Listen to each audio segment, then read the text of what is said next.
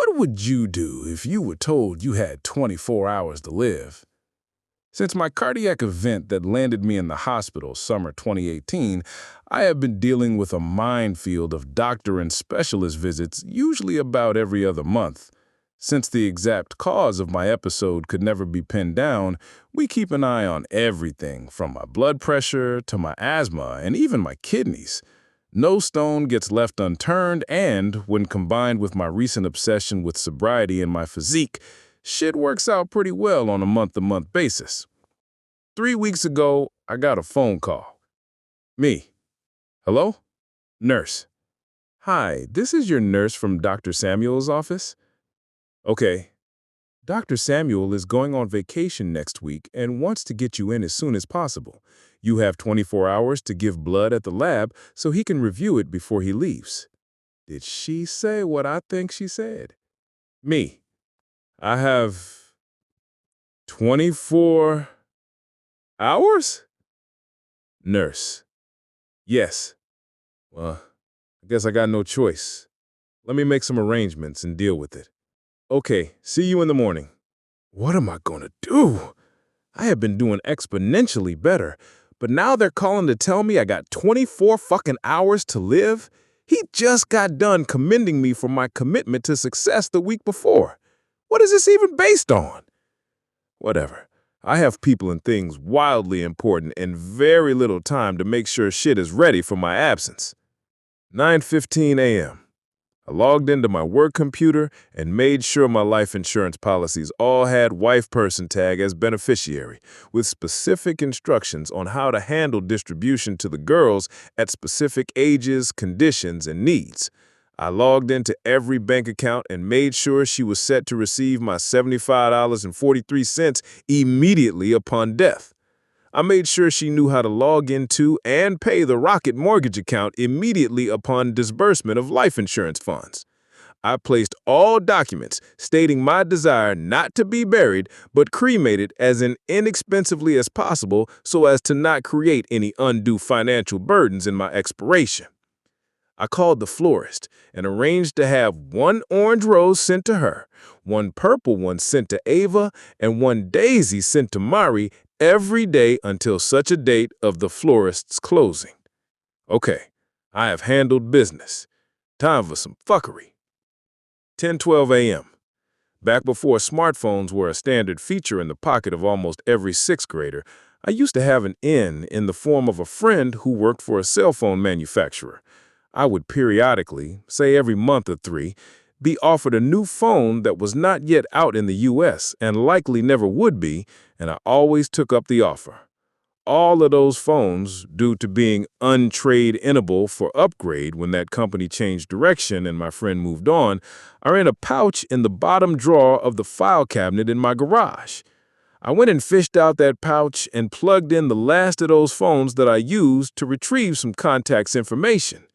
Once I had the contacts numbers, I used that to search the web to see if that information would lead me to current contact info, on the chance that phone numbers and email addresses had changed. Who are these people I'm looking for? Exes, specifically the ones I felt did me wrong. In possession of email contact information, I wrote each one a letter containing dates and times, screenshotted proof of transgressions, and even attached a PDF of bank statements to one specifying why and how I felt they had done me wrong. I made sure to include that I had not been keeping score or holding grudges, as I have obviously moved along and am married with a house and 2 daughters, 3 cars, and 3 doggies. But this had somehow been weighing on me and needed to be gotten off my chest. I signed off on each one with, "And if this is my last day on earth, please be sure to consider your role in what brought that to be." I requested read receipt on each one, then blocked the recipient from responding once I received confirmation. 12:23 p.m. Not to let y'all in on anything more than you need to know about me, but I used to be really shy dealing with the opposite sex. Alcohol changed that, giving me the apparent courage to be as bold as I became with the face I'm apparently saddled with. All this leads me to my next task of the day. You know what? I am sober now, and the news of the morning has given me all the bravado I need to go for it. For every woman I still have contact information for that I might have shot my shot with, that I passively shot my shot with, or even those who might have curved me, I crafted a text message, or DM when I didn't have a phone number, about how in a different set of circumstances the things between us could have been different. Short, cryptic, direct, to no point at all. Needless to say, I didn't hang around to entertain the inevitable, "What does this even mean?" responses. Make no mistake, they sent those kind of responses, but I did not acknowledge or even open them. They can stew on what that shit might have meant for the rest of eternity. 2:08 p.m. Not to let y'all in on anything more than you need to know about me, but I used to have jokes on me as a kid for shit I had no control over. Anyone who ever passed me over for jobs, anyone who ever had a cross word for me, I found them on Bookface and Twitter. I found them on Instagram. I even signed up for TikTok to find them and made them a reel offering a very specific list of fuck yous. 3:52 p.m. It's late in the day. I'm wrestling with how to break this to wife person and the girls. How do I tell my mom? My brother will be deflated. I know all of my doctors and specialists have a specific checklist of people to notify when I'm in life-threatening peril, and that list includes to call wife person first and then my mother. Have they been notified that I'm on the ultimate shot clock yet? Are they already aware and have agreed to not alert me in order to prevent panic on my part and perhaps allow me to enjoy my last days here? Before I knew it, I was sitting at my farm table in the garage, crying, with no clue how to handle it without ruining or worsening the situation. I felt helpless. 6:17 p.m. Still not willing to take this shit too far or mess up anyone's day with the dark news, I kind of did business as usual for dinner. I broke out one of my specialties, coconut curry chicken with ginger cabbage and coconut rice. This is the meal I probably made for you if you visited my house for dinner, and you left begging for the recipe. I happily obliged, and you're welcome. When asked why I was pulling out all the stops on a random-ass weeknight, I welled up a little bit and explained how much I love my family and only want to be my best for them.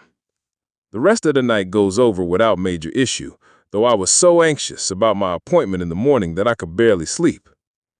8:06 a.m. Again, rather than darken anyone's day with taking me to my final appointment, I opted to take a lift to it. That way, no one would need to arrange to get the nitro back to the house without me. I said a little prayer when I arrived and walked in to address the nurse. "Good morning, Phlip." "I don't know about good, all things considered." "What do you mean?" "Well, you told me I had 24 hours to live, and here I am to face the music." She was flummoxed. "What are you talking about?" "You told me Dr. Samuel is going on vacation, and I had 24 hours to live." Her perplexed look was replaced with near laughter. "I said you have 24 hours to give. Give, as in give labs, so Dr. Samuel can review them and make any medication adjustments before his vacation." "Oh, fuck." "What, aren't you happy? You're fine overall." "Well, I should be, but now I feel kind of sick." "What's wrong?" "Consequences." If you only knew what I have done over the last 23 and a half hours. Because you thought it was the end, right?" "Yes." "Oh, you sure y'all can't just, kill me or something?" "Legally, no. They're ready for you in the lab now." So, to answer my question to myself after our initial conversation, she, in fact, had not said what I thought she said. The further upshot of this is that now I am absolutely fucked. What I'ma do now?